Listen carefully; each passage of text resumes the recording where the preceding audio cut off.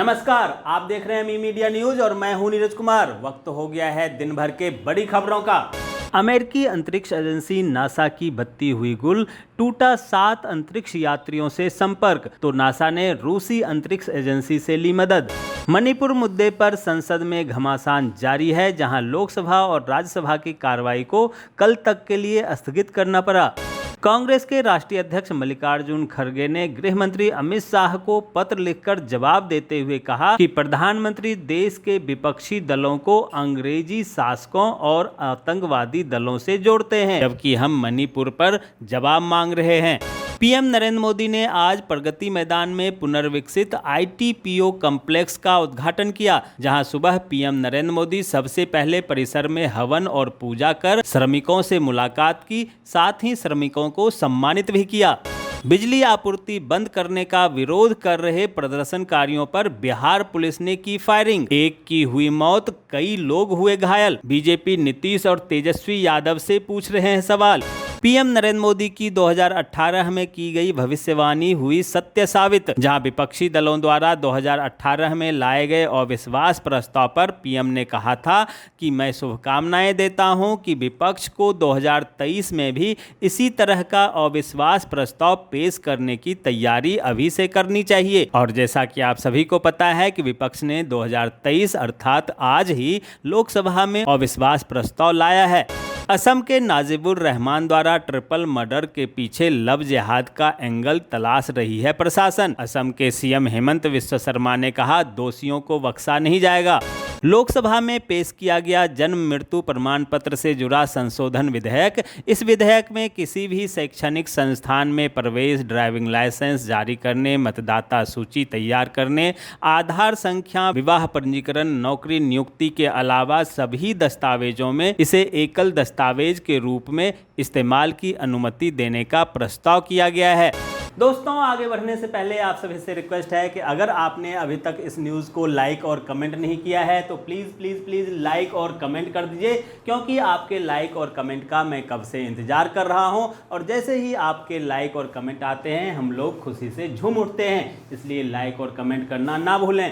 उत्तर प्रदेश के पूर्व सीएम अखिलेश यादव ने भाजपा सरकार पर हमला बोलते हुए कहा कि बीजेपी सरकार 2014 में देश में आई थी, अब 2024 में हमें इसे रोकना है।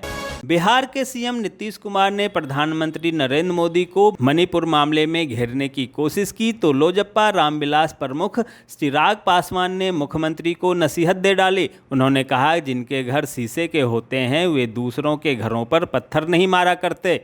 दिल्ली के सीएम अरविंद केजरीवाल ने 29 जुलाई को मुहर्रम, 15 अगस्त को स्वतंत्रता दिवस, 7 सितंबर को जन्माष्टमी और 28 सितंबर को ईद उल मिलाद के मौके पर शराब की बिक्री पर प्रतिबंध लगाने के लिए आबकारी विभाग के एक प्रस्ताव को मंजूरी दे दी है।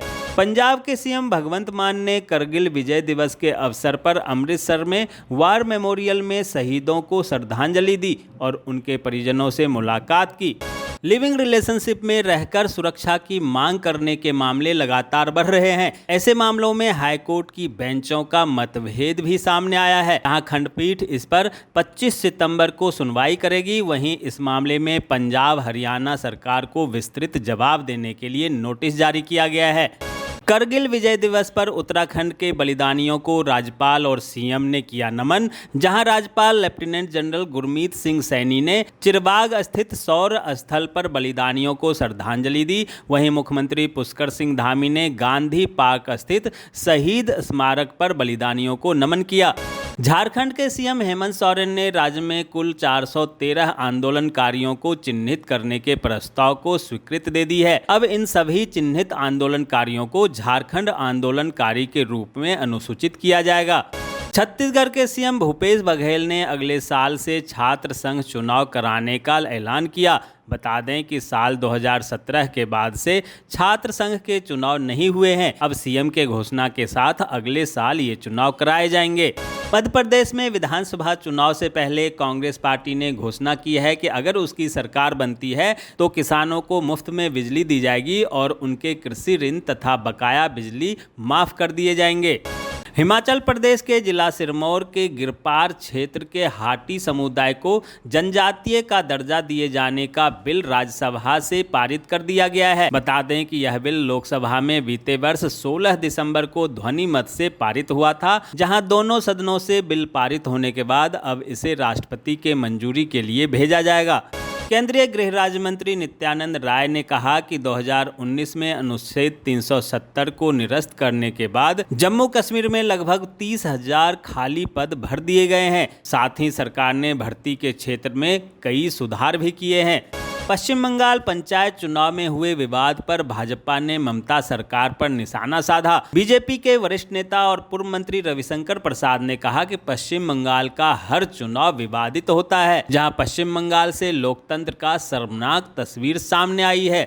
महाराष्ट्र के डिप्टी सीएम देवेंद्र फडणवीस ने राज्य विधानसभा में पुलिसकर्मियों की भर्ती को लेकर बड़ा बयान दिया। उन्होंने कहा, पुलिसकर्मियों की भर्ती संविदा पर नहीं होगी। वहीं इस मुद्दे को उठाते हुए प्रदेश कांग्रेस अध्यक्ष नाना पटोले ने कहा कि आप पुलिसकर्मियों की भर्ती संविदा पर कर रहे हैं, आपके मंत्री भी संविदा पर हैं। प्रधानमंत्री नरेंद्र मोदी और उत्तर प्रदेश के सीएम योगी आदित्यनाथ के आधार कार्ड में छेड़छाड़ करने वाले युवक को गुजरात पुलिस ने गिरफ्तार कर लिया है। उनके पास से मोबाइल फोन भी जब्त किया गया है। राजस्थान के सीएम अशोक गहलोत ने ट्वीट कर कहा है कि राहुल गांधी की अगुवाई में निकाली गई ऐतिहासिक भारत जोड़ो यात्रा के उद्देश्यों में से एक सुरक्षित रोजगार को पूर्ण करने के उद्देश्य के अंतर्गत गिग वर्कर के श्रम के सम्मान में सुरक्षा हेतु राजस्थान प्लेटफॉर्म आधारित गिग कर्मकार विधेयक 2023 पारित करने वाला देश का प्रथम राज्य बन गया है।